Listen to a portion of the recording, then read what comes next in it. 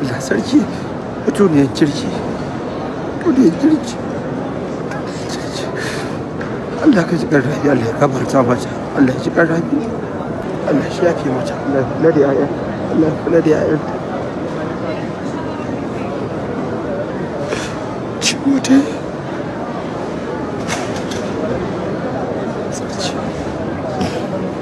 Allah bai san da haƙuri,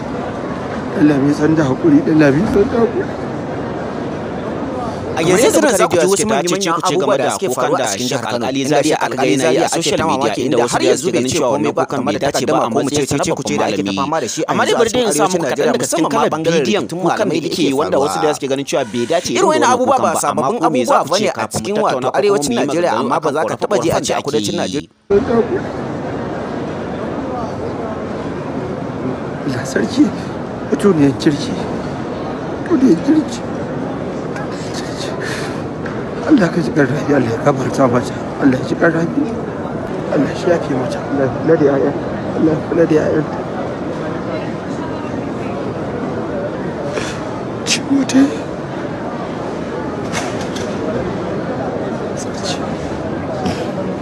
Allah bai san da haƙuri, Allah bai san da haƙuri, Allah bai san da haƙuri. Allah sarki, mutuniyar kirki, mutuniyar kirki. Allah ka ji ƙarfi, Allah ya gafarta mata, Allah ya ji ƙarfi, Allah ya gafarta mata, Allah ya mata rahama, Allah ya mata rahama, Allah ya shirya mata zuriyarta, Allah bai san da haƙuri, Allah bai san da haƙuri.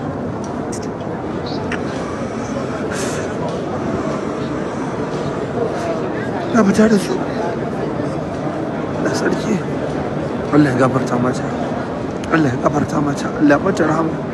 Allah ya bata aljanna firdausi, Allah ya bata aljanna firdausi, Allah ya bata aljanna firdausi, Allah ya yafe mata kuranta, Allah ya yafe mata kurakuranta, Allah ya yafe mata kurakuranta.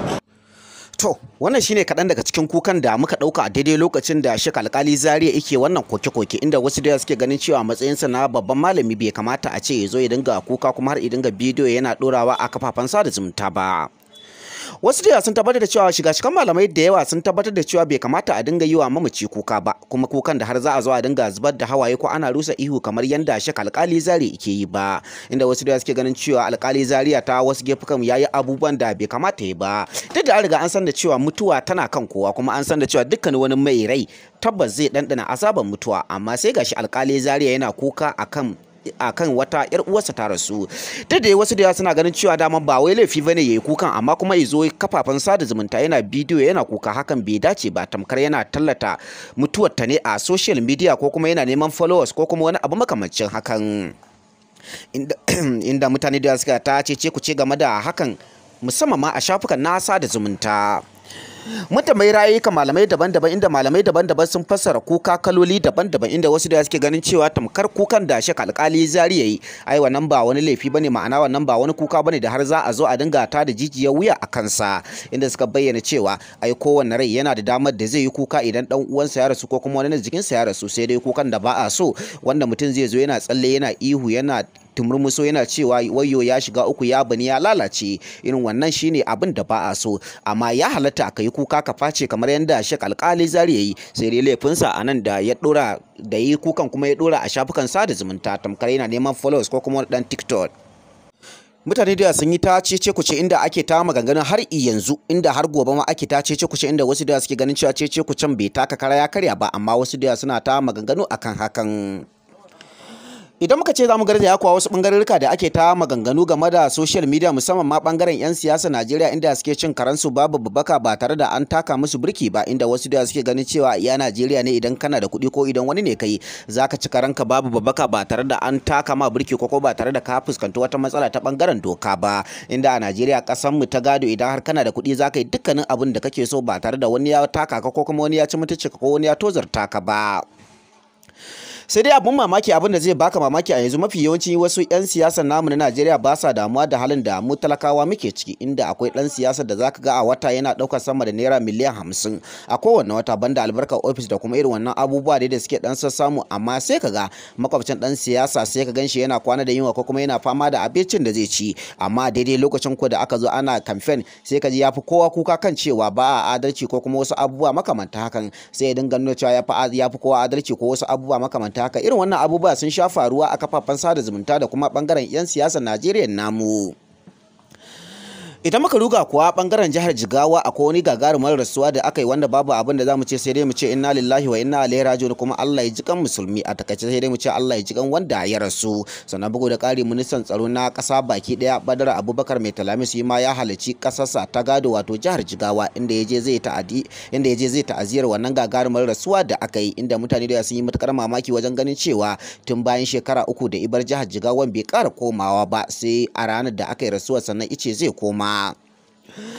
Wannan abu ya yi matukar bayan mutane mamaki, inda wasu ministocin da yawa idan suka bar jihar su ba sa ƙara waiwaye jihar su, amma da zarar wani abu ya faru ko kuma idan lokacin zaɓe ya su nuna cewa su fa 'yan jiha ne, ko kuma su nuna cewa suna buƙatar ƙuri'ar jihar, inda su kuma wasu marasa zuciya sai su je su dinga kaɗawa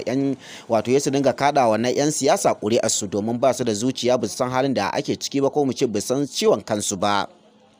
Inda shi kansa Badar Abubakar Mai Talamis bayan yayi shekara 8 akan gwamnatin jihar Jigawa, inda wasu da sun tabbatar da cewa bayan yayi ritaya, ko mu ce bayan ya sauka daga kan kujerarsa bayan shekara 8 din, bayan yaransa wato mataimakinsa bayan ya hau kan kujerar mulkin a tsawon shekara 2, an tabbatar da cewa Umar Namadi Danmodi yayi aiki da shi kansa Badar Abubakar Mai Talamis din bai yi irinsa ba a tsawon shekara 8 din, da ma'ana shi kansa Umar Namadi Danmodi yayi aikinsa wanda ya ninninka wanda Badar Abubakar Mai Talamis yayi, wanda mutane da suke cewa ina ma dai a ce za a samu gwamna kamar wato Umar Namadi Danmodi, wanda akalla bayan Umar din yayi shekara 8 shi ma wato mataimakinsa ko kuma wani mai irin halinsa shi ma zai karba shekara 8, da ko babu komai da an samu ci gaba a cikin jihar Jigawa. Kamar yadda manema labarai suka faɗa, ko kuma mu ce kamar yadda mazanta suka faɗa, suka ce mutuwar zuciya ce da rashin zuciya irin na 'yan jihar Jigawa, domin shi kansa Badar Abubakar Mai Talamis na farko ba dan siyasa bane, sannan ko bai san komai a harkar siyasa ba, inda fitowarsa ta farko a wannan lokacin kuwa sai gashi ya ci zaɓe, inda 'yan jihar Jigawa suka fito suka kada mishi ƙuri'a. Bayan kada mishi wannan ƙuri'ar da suka yi a lokacin ya dane kan kujerar mulki, inda shi ko ya ci karansa babu babaka ba tare da ya waiwayi 'yan jihar Jigawa da kuma ayyukan da ya kamata ya yi ba, wanda a lokacin wasu da suke tunanin cewa kamar jihar ne ba kudade ko kuma jihar ne ba damar yin aiki, amma daga lokacin da aka ce ya sauka ga yaransa da ya karba Umar Namadi Danmodi a tsawon shekara 2 kacal, sai gashi yayi aikin da shi kansa Badar Abubakar Mai Talamis a shekara 8 bai irinsa ba, inda mutane da suke ta fatan alkhairi da wannan adalin gwamna ko kuma gwamna mai capacity.